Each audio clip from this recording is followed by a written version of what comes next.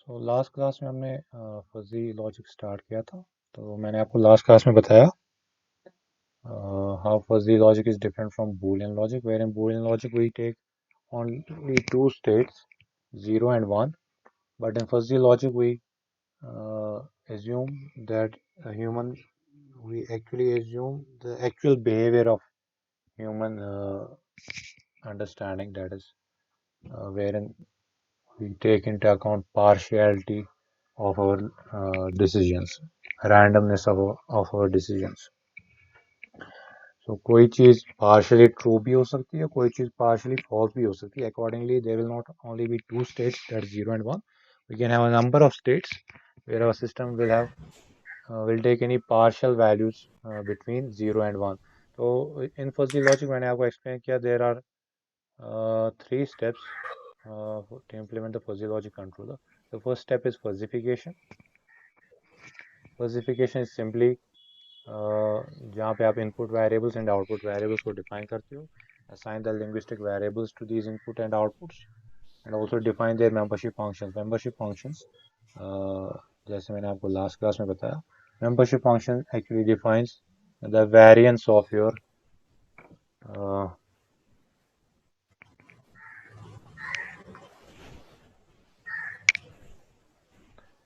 the membership function actually defines the variance of your understanding. अगर आप कोई चीज़ सोच रहे हो कि ये विद इन दिस रेंज होना चाहिए, 2 से 4 के बीच में, or something like that, that variance, how actually we can plot that variance is referred to as membership functions.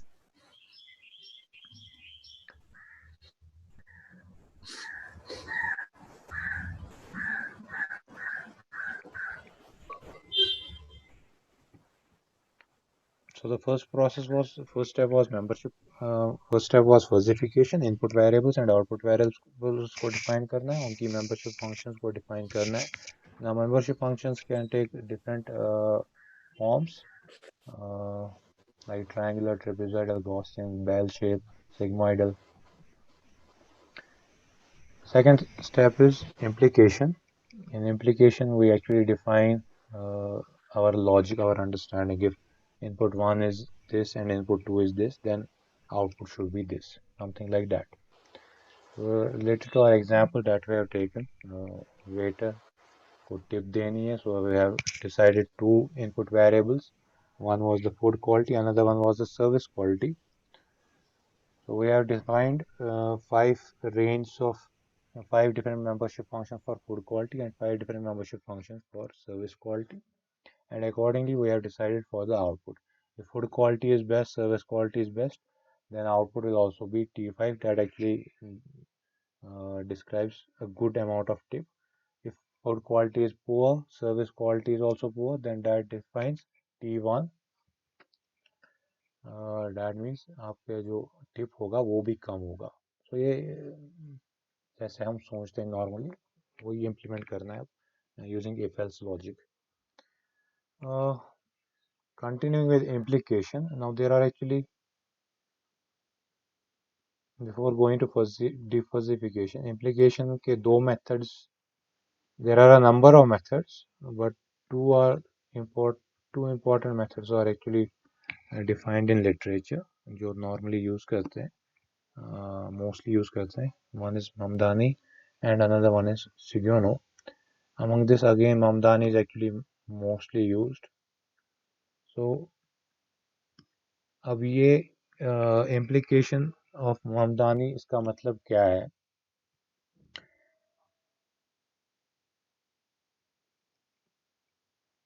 अब आपके पास ये दो inputs हैं, food quality and service quality. Now if, say for example, someone comes and he gives food quality को 4.5 marks देगा और service quality को 7.5 देगा. Fine. So food quality on this scale 4.5 is somewhere here. If I assume this is 5, 4.5 will be somewhere here. तो इस point पे एक तो ये वाली मेंबरशिप फंक्शन भी डिफाइंड है और दूसरी ये वाली मेंबरशिप फंक्शन भी डिफाइंड है. That means more weightage, roughly 70% of the weightage is given to food quality FQ2, while as 30% weightage is given to food quality 3. Fine.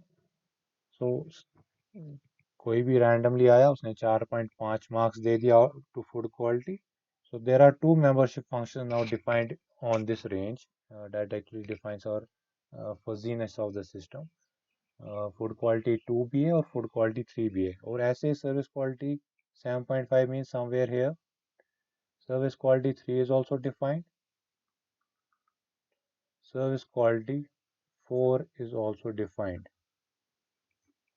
So again, if you say roughly service quality 4 की जो probability है at 70-80% and service quality 3 की जो probability है इस time पे that is 20%. You are understanding this? Someone came, उसने food quality को 4.5 marks दे दिए और service quality को 7.5 marks दिए. Food quality at 4.5 उस पे दो membership functions defined है. Service quality 7.5 उस पे भी दो membership functions defined है. Now which membership function to choose among these? मतलब उसके दो और इसके दो मिला के 4 रूल्स हो गए. तो अब इन 4 रूल्स में से कौन से membership functions हमें choose करने हैं? That will be actually decided by these different types of implication methods. So what Mamdani method says is, if food quality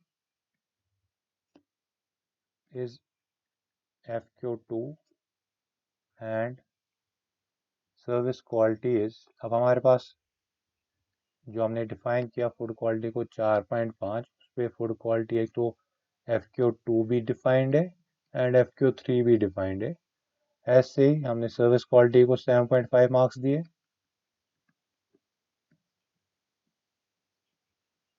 सो उस पे SQ3 भी डिफाइंड है और SQ4 भी डिफाइंड है. So there are four rules with respect to these four conditions. If food quality is equal to food quality 2, that means ये वाला logic, और service quality is equal to service quality 3, that means एक तो ये वाला logic अब हमें defined है इस पॉइंट पे. दूसरा food quality 3 and service quality 3, that means ये वाला logic.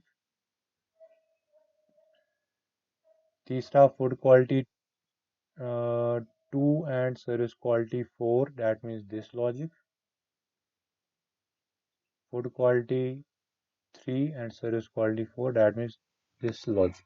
So we have four different logics now defined for this particular condition. Now what we do with Mamdani method is,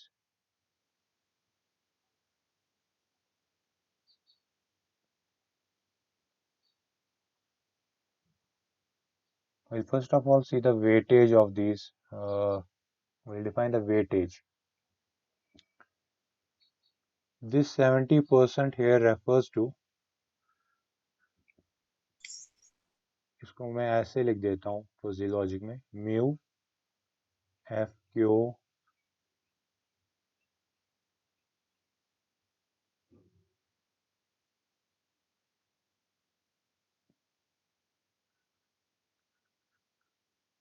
FQ2 का जो भी weightage है that is 0.70%, और FQ3 का इस time पे जो वेटेज है that is mu FQ3 is equal 0.3%. और ऐसे ही रफली मैंने 7.5 के केस पे म्यू SQ3, इसकी जो वेटेज है इस टाइम पे mu SQ3, that is SQ3 की जो वेटेज है एट 7.5, दैट इज दिस, वो 20% है, दैट इज 0.20. और म्यू SQ4 उसकी जो वेटेज है that is 0.8. So we have mu FQ2 equal to 0.70. We have mu FQ3 equal to 0.30. We have mu SQ3 equal to 0.20. Mu SQ4 equal to 0.8.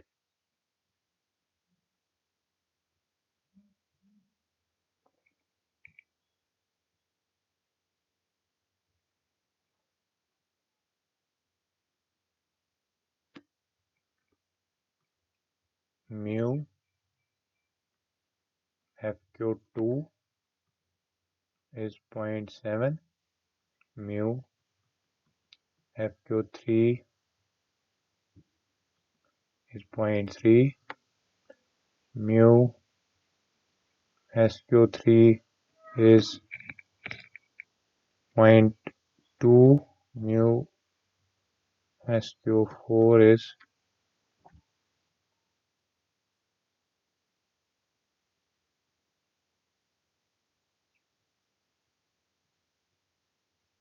mu sq4 is 0.8 and mu sq3 is 0.2.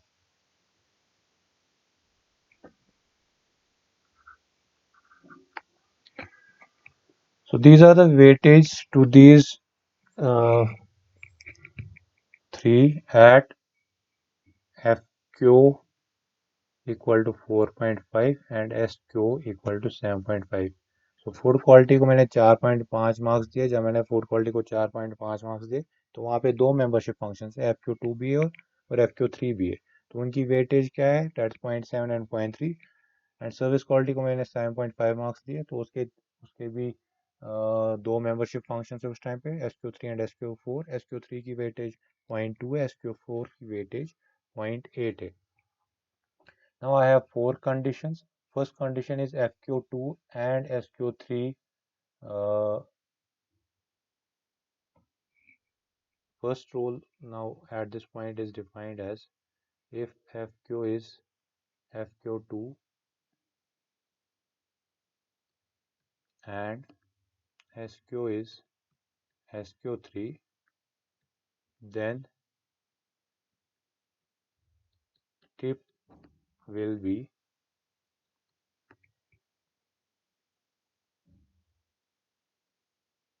see this rule base. If FQ is FQ2 and SQ is SQ3, tip will be T2. T2 एक range है जो दिखाए आपको बताता कि आप इसको कितने पैसे दोगे उस टाइम पे। सो मैं इसको लिख दूंगा mu t at this point will be given by mu fq2 intersection mu sq3। Fine. तो mu t1 की वेटेज हम कैसे निकालते हैं, बाय दिस लॉजिक। हमने जो लॉजिक डिफाइन किया, that we have defined as if input 1 is this and input 2 is this.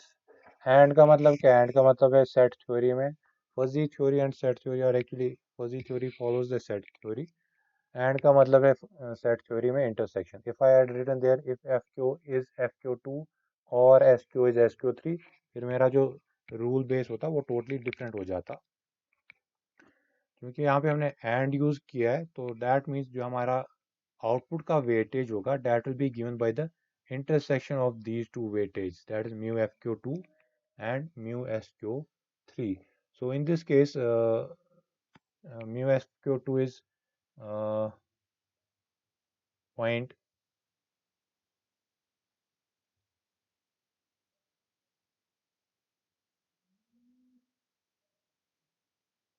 fq2 की जो वेटेज है that is 0.7, sq3 की जो वेटेज है that's 0.2, 0.7 intersection 0.2, तो 0.7 intersection 0.2 is simply 0.2. Fine. So this is the first rule that we have defined at this point. Another rule will be जो इस time पे फॉलो हो रहा है, if fq is fq2 and sq is sq3 sq4, then tip will be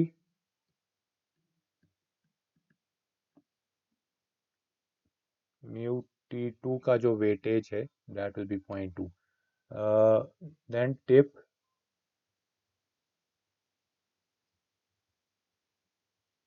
fq is fq2 fq2 और fq2 और sq4 ये वाला है, that means tip is t3 at this time, tip is t3। उसकी जो वेटेज होगी mu t3 की इस टाइम पे that will be now given by mu fq2 intersection mu sq4. Fine.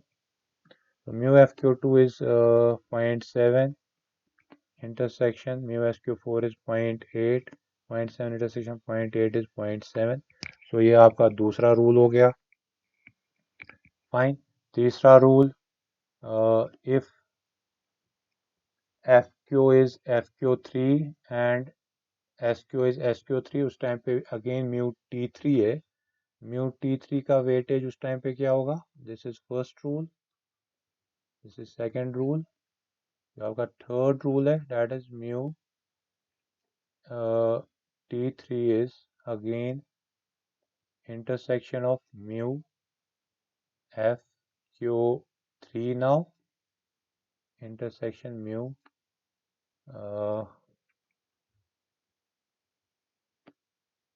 sq fq3 and sq3. Mu fq3 is fq3 की weightage 0.3 है, mu sq3 की weightage 0.2 है, दैट मीन्स 0.2. चौथा रूल जो है आपका म्यू, जो इस टाइम पे चौथा रूल फॉलो हो रहा है that is fq3 and sq4. उस टाइम पे जो आपका टिप है दैट इज t4. तो टिप की वेटेज क्या होगी उस टाइम पे? Mu t4 is equal to mu fq3 intersection mu sq4. That is mu fq3 is 0.3 intersection 0.8, that is actually equal to 0.3. So what we have seen here is कि अब कोई randomly person आ गया, उसने food quality को 4.5 marks दिए और service quality को 7.5 marks दिए. तो फूड क्वालिटी को जब 4.5 मार्क्स आप दोगे तो उस टाइम पे दो मेंबरशिप फंक्शन डिफाइंड है, as seen from that membership function plot.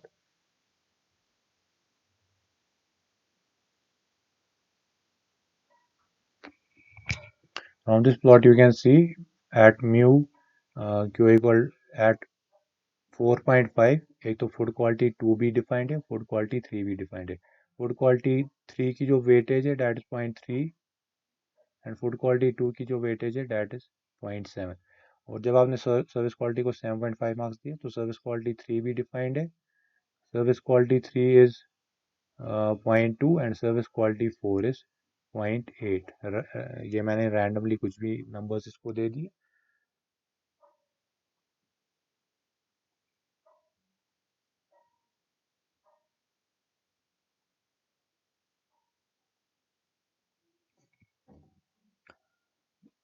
Now choosing those four membership functions and looking at this rule base, आपके पास 4 रूल्स आते हैं. तो आपको इन सब 4 रूल्स के बेसिस पे अब आउटपुट की वेटेज देखनी है. सो पहले रूल पे T2 आ रहा है तो आपको T2 की वेटेज कैलकुलेट करनी है by simply using the intersection theory of set. जो सेट थ्योरी की इंटरसेक्शन लॉ है वो यूज करना है.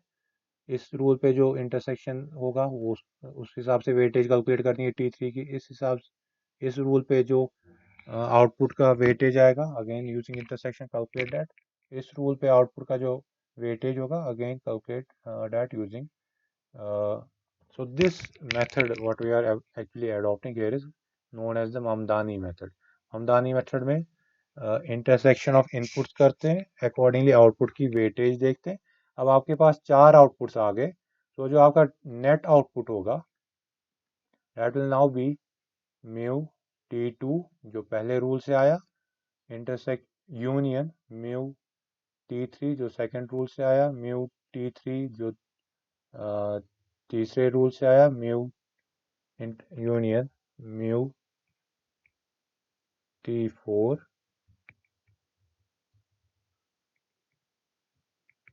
जो आपके चौथे रूल से आ गया. Fine. So these are now your four rules that we have defined here. Four outputs that we have, उनकी जो वेटेज है वो हमने निकाल ली. अब ये जो आपका आउटपुट होगा that will be simply the union of these outputs.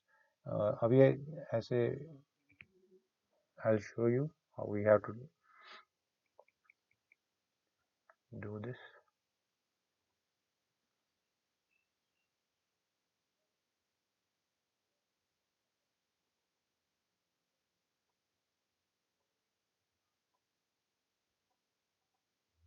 ठीक है, ये रैंडमली एक एग्जांपल है यूजिंग ममदानी। हम क्या करते हैं, आपके पास इसने तीन ही रूल्स लिए, हमारे पास चार रूल्स आ रहे हैं।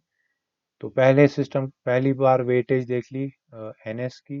इसके केस में ये जो मेंबरशिप फंक्शंस है एनएस और जेड ई है, और दूसरी जो इनपुट है उसके जो मेंबरशिप फंक्शंस है that is Z E and PS. और आउटपुट के जो अकॉर्डिंगली मेंबरशिप फंक्शंस आ रहे हैं, पीएस आ रहा है, जेड ई आ रहा है, एनएस आ रहा है, they are some randomly assigned variables. अभी हम उस पर फोकस नहीं करेंगे। तो पहला रूल जैसे इसने क्या किया, इसकी जो वेटेज थी 0.8, इसकी जो वेटेज थी उस टाइम पे 0.6, इन दोनों का इंटरसेक्शन लिया, अकॉर्डिंगली इसका जो आउटपुट आया दैट विल बी 0.6। तो ये जो ट्रायंगल का ये वाला एरिया है दैट हैज़ बीन, ये हमें अवेलेबल है अब आफ्टर इंटरसेक्शन। फाइन। दूसरे रूल से आपका कोई रैंडमली वेटेज 0.4 आ रहा है, दूसरी की वेटेज 0.6 है, that means intersection of two is 0.4। तो अकॉर्डिंगली ये वाला जो हाईलाइटेड एरिया है, this portion of the triangle आपको अब मिल जाएगा फ्रॉम द इंटरसेक्शन। तीसरा रूल, इसकी जो वेटेज है 0.4 है, इसकी वेटेज कुछ 1 आ रही है इस टाइम पे, इंटरसेक्शन विल बी 0.4 अगेन ये वाला एरिया। फाइन। तो अब इन तीनों का यूनियन जब आप करोगे आपको एक ऐसा एरिया मिल जाएगा। ठीक है, you are getting this type of figure here by the union of all the three areas now. Fine। ये हमें membership functions के जो values हैं उनको अब we are not taking the union of the values of the membership functions, we are taking the union of the area of these triangles जो उस intersection के बाद हमें available है। Fine।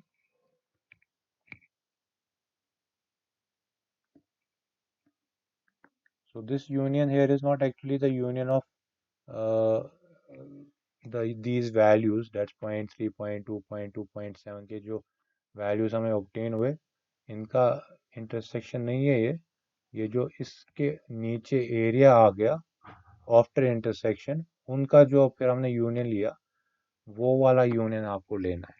अब ऐसे हमने टिप T2 और T3 डिफाइन किया है। अब हमें T2 का वेटेज, T2 का 0.2 वेटेज है, T3 का जो वेटेज है दैट इज 0.7, और T4 का जो वेटेज है that is 0.3। So going to the output, in our case what will be doing is T2 की जो वेटेज है 0.2, दैट मीन्स ये वाला सारा इतना पोर्शन। T3 की जो वेटेज है 0.7, दैट मीन्स इसके नीचे जितना भी पोर्शन है। और T4 की इसकी 0.3 है, इसका 0.7 है, और as far as I remember T4 की जो वेटेज है date was 0.2।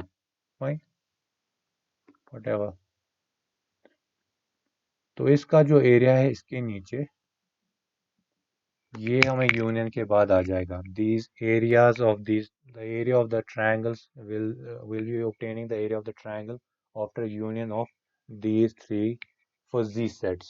Fine. T2, T3 और T4 represent three fuzzy sets। इनका जब हमने यूनियन किया हमें अब ये वाला एरिया आ रहा है after the union. Now this area, इसका क्या वैल्यू है, that's actually given by the defuzzification method. So this is about the implication। implication में पहला step है defining the rule base, second step is then applying fuzzy set theory, और जो normal set theory है, आपको जितने भी membership functions आ रहे थे, you assume them they are actually sets। आप उन sets के बीच में union और intersection निकालो accordingly, whatever area you are getting। अब उसका जो value है, इस इस ये जो हमें यूनियन से अब ये ट्रायंगल आ गया, इसका हमें वैल्यू निकालना है, एक क्रिस्प वैल्यू निकालना है, that is what is known as defuzzification. तो third step, the final step in the fuzzy logic control process is defuzzification। अब हमें जो ये एरिया आ गया ऑफ द ट्रायंगल, ये हमें कैलकुलेट करना है. For that we have different methods. One is the center of gravity method, or what is also known as the center of area method. Center of area method means simply ये जो आपका triangle है, इसका center कहाँ पे located है, या इसकी how we calculate that is using, say for example, मेरे पास दो fuzzy sets आ गए. मैं कोई एक एग्जांपल दे रहा हूँ. say for example यहाँ पे 1 है, यहाँ पे 2 है, यहाँ पे 3 है. Let this be 4, this be 5. Let this weightage be 0.2. Let this weightage be 0.3. So center of gravity method क्या करेगा? It will simply multiply each of these, ये जो values हमें आगे नीचे उस टाइम पे उनकी वेटेज क्या है उनके साथ मल्टीप्लाई करेगा. डैट मीन्स 1 इंटू 1 के टाइम पे इसकी जो वेटेज है that is 0, and the summation of all of that. 2 के टाइम पे इसकी जो वेटेज है डैट इज 0.2. 3 के टाइम पे से for example the union of these to. 3 के टाइम पे जो वेटेज है नीचे it is the union says it is 0.3. Fine. Plus 4 के टाइम पे जो वेटेज है इट्स अगेन 0.3, प्लस 5 के टाइम पे जो वेटेज है it is 0, divided by 0 plus 0.2 plus 0.3 plus 0.3 plus 0. तो इसके बाद जो भी वैल्यू आएगा यहाँ से कैलकुलेट करके that will be actually the centre of this. ये जो हमारे पास फिगर आ गई, this is our figure after the union. तो इसका जो एरिया में निकालना है उसका सेंटर ऑफ एरिया निकालना है, सेंटर ऑफ ग्रेविटी निकालना है इस फिगर का. इसका सेंटर ऑफ ग्रेविटी कैसे निकालेंगे? इसको डिवाइड करो into, you can divide it to number of parts. आप 1.5 भी ले सकते हो, आप 2.5 भी ले सकते हो. फाइन. तो 1.5 पे इसकी वेटेज कितनी है? 2 इंटू 2 प्लस 2 2 पे कितनी वेटेज है? प्लस 2.5 की वेटेज, प्लस 3 की वेटेज, प्लस 4 की वेटेज, प्लस 5 की वेटेज, डिवाइडेड बाय जो फिर सारी वेटेज आ रही हैं 0, 0.2, 0.3, 0.3 अगेन, एंड देन 0. तो यहाँ से जो वैल्यू आएगा that will be actually the centre of this figure, the जहाँ पे ग्रेविटी का सेंटर होगा इस फिगर का. That will be a crisp value now. तो हमें अब यहाँ से जो भी आंसर आएगा that will actually tell us कि हमारा in this case what should be our, what will be our output. Fine. तो अगर हम अपने हमारी जो फिगर थी,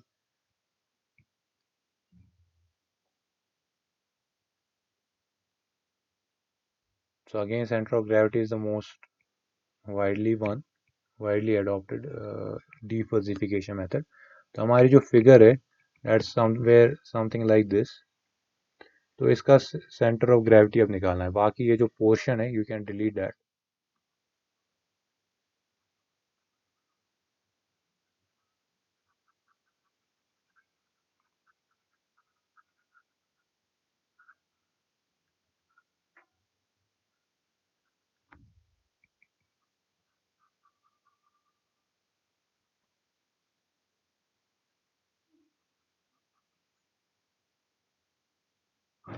अब ये जो फिगर है हमें इसका सेंटर ऑफ ग्रेविटी निकालना है. तो इस केस में जो हमने निकाला था ये starting from 10, so we can say using centre of gravity जो हमारा वैल्यू आएगा that will be 10 into 0 plus 20 into 20 पे वेटेज कितनी है? 0.3 है रफली,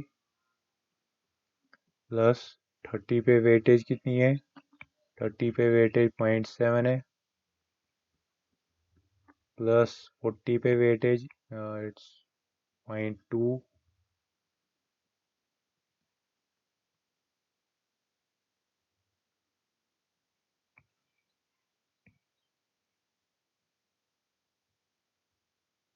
mu T4 is also actually 0.3.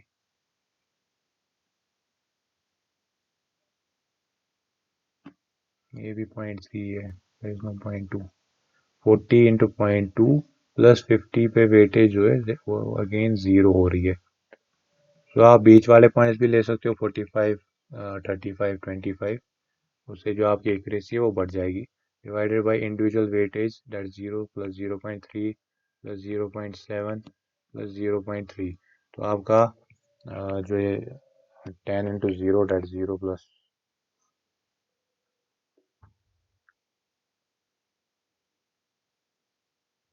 20 into 0.3 plus 30 into 0.7 plus 40 into 0.3, that is 39 divided by 1.3, that is 30.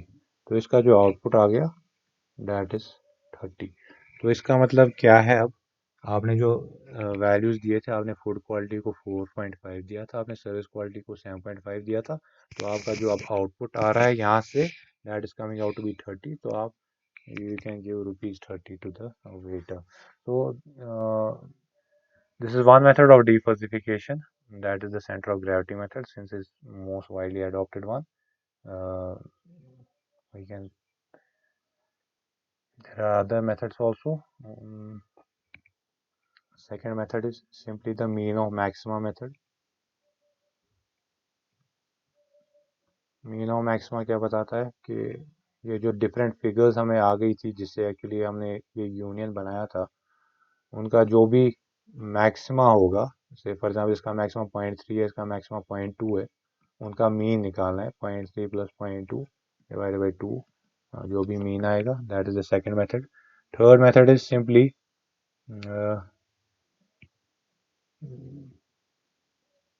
The highest maxima. जो आपका सबसे ज़्यादा वैल्यू आ रहा है that is 0.3, you simply take that value 0.3, उस टाइम पे जो वेटेज भी है उसके साथ भी एक्चुअली मल्टीप्लाई करना है. 0.3 into 0.3 into 4 plus 0.2 into 2 divided by 0.3 plus 0.2. Fine, you can skip these. So what we have done here is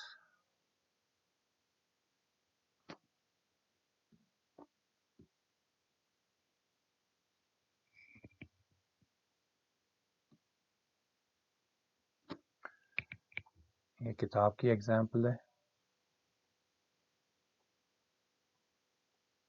इसने दो इनपुट्स लिए हैं.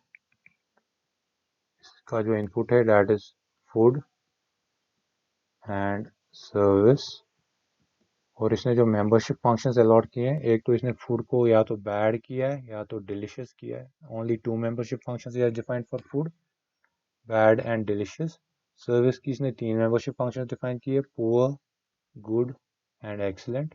फिर इसने मार्क्स दे दिए. इसने बोला कि service is say for example on a scale of 3, तो ये उस टाइम पे दो मेंबरशिप फंक्शंस आ रहे हैं. फाइन. फूड को इसने 8 मार्क्स दिए, उस टाइम पे यहाँ से एक ही मेंबरशिप फंक्शन आ रहा है.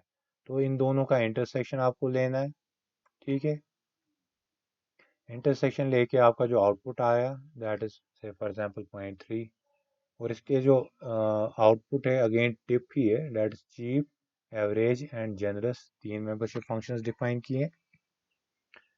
दूसरी रूल की कोई डिपेंडेंसीज ने इस केस में नहीं दिखाई है. सो यहाँ से जो भी वैल्यू आएगा 0.7 दैट विल बी वो आप यहाँ चला जाएगा. तो इसका जो एरिया आ गया दैट इज 0.7. तीसरा जो रूल है फूड इज 8, अगेन इस पे कोई डिपेंडेंसी नहीं है, तो यहाँ से जो भी इंटरसेक्शन आएगा इसके नीचे जितना भी एरिया आ गया दैट इज दिस मच. तो इन तीनों का यूनियन लेना है आपको. इन तीनों के यूनियन का सेंटर ऑफ ग्रेविटी आपको निकालना है. तो that is actually your output. तो this is what actually fuzzy logic in nutshell is. Defining the inputs, defining their membership functions, membership inputs और आउटपुट्स को आपस में रिलेट करना using simple set theory, using intersection and unions. वहाँ से जो union करके आपको टोटल आउटपुट आएगा, वो जो whatever figure it comes out, उसका आपको सेंटर ऑफ ग्रेविटी के मेथड से you have to find out its COG. That COG is actually your answer in the fuzzy logic. So this is about fuzzy logic control. The different how we can employ how we can implement fuzzy how we can implement a fuzzy logic controller. Uh, Three-step process: fuzzification, implication, and defuzzification.